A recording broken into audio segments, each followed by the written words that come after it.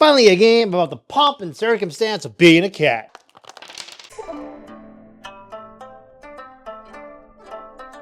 Welcome to another video from Cardboard East. My name's Jay. I play board games from Asia and share what I find with all of you.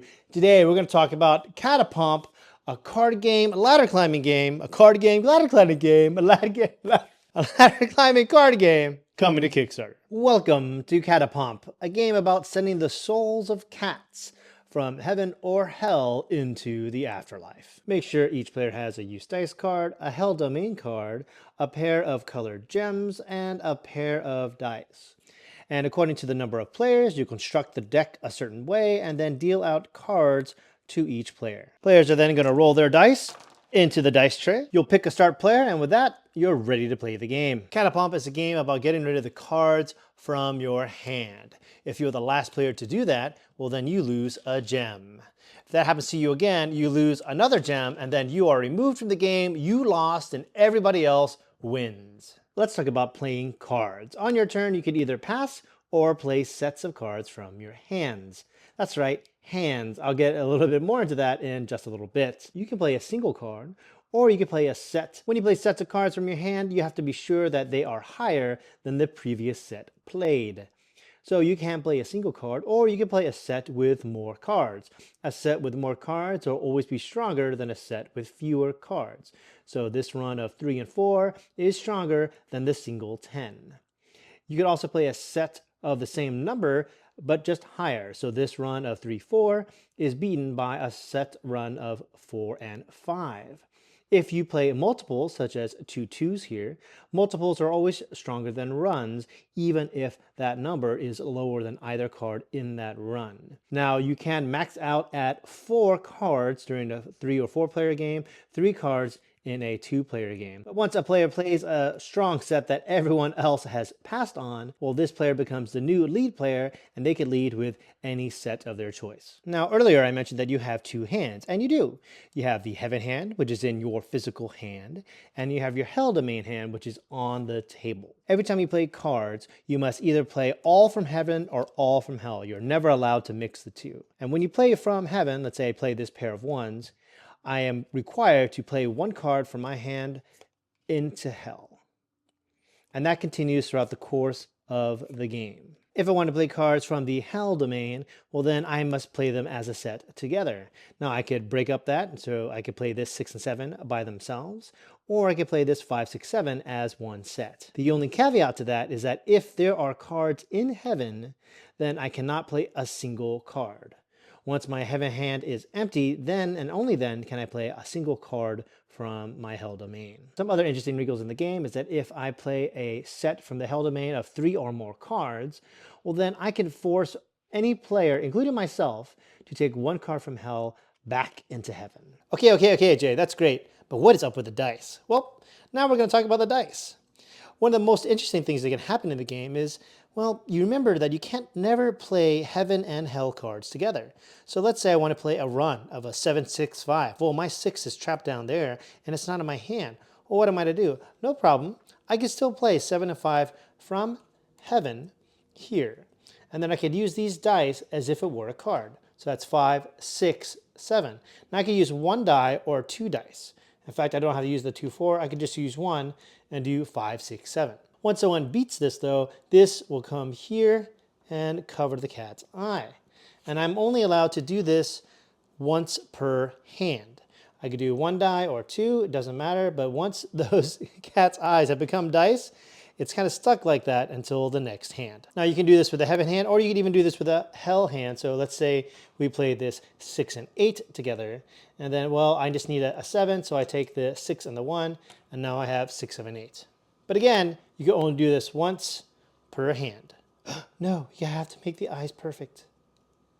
Yay! Now that we've talked about playing cards, let's talk about passing. If I have the current strongest set, let's say this 3 of a kind of 8s is on the table here. Every time someone passes, the hell triggers.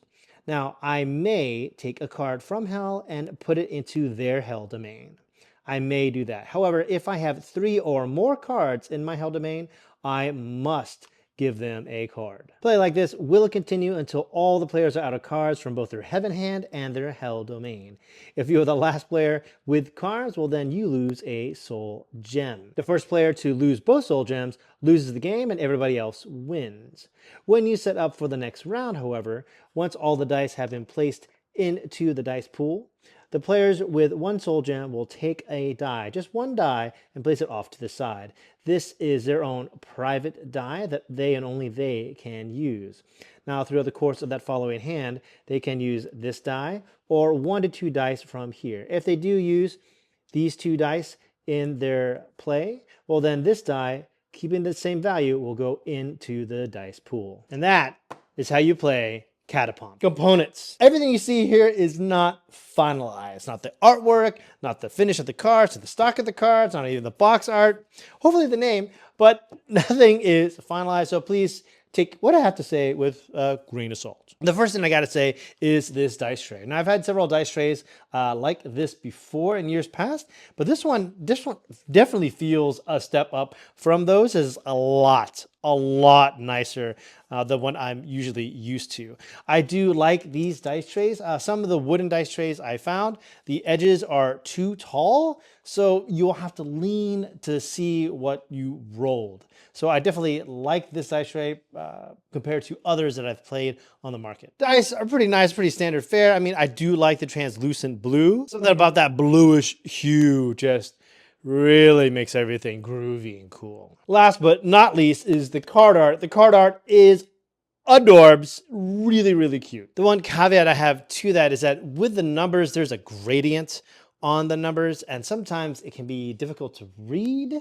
I usually play my games with a nice white light, that way everything's really clear, but I know some gamers like the chill, mellow vibes of yellow, and that might pose a problem with certain game components. The numbers on these cards, the gradient on them, I don't think it's necessary, and I think you can have a nice solid color. Making that number just a little bit more legible, I think would be better. Also, just bigger. Nothing wrong with going bigger. That's the American in me. Sorry. But hey, I'm from Texas, and that's just how we think. Now, there are quite a bit of rules for a very simple card game such as Catopomp, but thankfully, there are player aids that come with the game that are very helpful and very clear. I also really love the used dice cards, and I love how you put your dice on the cards so it looks like the cat's eyes. Adorbs. But enough of the superficiality of just the looks of the game. Let's get to the meat. Now, I do love trick-taking games, but I love shedding and ladder climbing games even more. Possibly because that's just what I grew up with. So I absolutely love it when ladder climbing games and shedding games are explored and tinkered with more, and designers are exploring that space. And Catopomp offers a lot of ways for players to feel clever. I do really like the dice, and I like how when you have a higher player count, and the game definitely plays better at 4 than 3, 2, I'm not really sold on. It's okay, but the 4-player count is my personal favorite. But I love how the dice give you that flexibility during the card play, and you're definitely incentivized to get those dice ahead of time as opposed to later. I also love the catch-up mechanism of the dice, how you have your own private die. If you're a little bit behind, that way you're kind of guaranteed to have a little bit more flexibility as you play. It's quite fascinating to explore the realm of heaven and hell, how you have 2 parts of your hand. I've only seen a few games do that and explore that space, and I want to see more of that because it's really cool. The Catopomp is definitely a ladder climbing shedding game where you're thinking about several turns ahead. Every time you play something from heaven, you're sending it into hell, and you have to build up that hell hand the best way you can. Thankfully, like I said before, you have those dice to add that added flexibility to get rid of your hell cards. And when you get a chance to send a hell card back to heaven, it's really fun to have that nice decision space of, well, do I want to help myself out, or do I want to harm one of my opponents? They have a 5, 6, 7. Let's take that 6 and put it back into their hand. And that adds a nice wrinkle into the gameplay, and that definitely that interaction of the play itself. Another thing that I really appreciate about the game is the limitation of just 4 cards. Like you could put down 1, 2, 3, but 4 is where it maxes out. And I think that's a really good number because it's very easy to kind of just splay out 6 or 7 or 8, especially with the dice there that allow you to put the dice end part of your hand. So it's really smart that they had that limitation there. And by creating that limitation of having a maximum of 4, it puts more decision space back on the player of like, well, do I want to break this up? I'm kind of stuck at 4. Do I do this 4? Do I break this up? And you get a really uncomfortable decision space that's just nice to be in. I'm really happy with Catopomp's presentation so far. I'm really looking forward to seeing what becomes unlocked and what's available through the campaign, if they're going to upgrade the card stack, if they're going to do like a nice linen finish on these cards, if they're going to change these gems into something else, like cute little cat meeples would be really cute. There are a lot of cool things that can happen with this. And I really love that it just fits in a nice little box that you could throw into your backpack and just be mobile and be on the road. Even the dice tray is portable. I love cute and clever card games, and Catopomp is definitely welcome in my collection. Hopefully, I've answered enough of your questions to figure out if that's going to be part of yours. Once again, my name's Jay. I play board games from Asia and share what I find with all of you. If you want to learn more about board games from Asia, please subscribe to the channel, and I'll see you in the next video.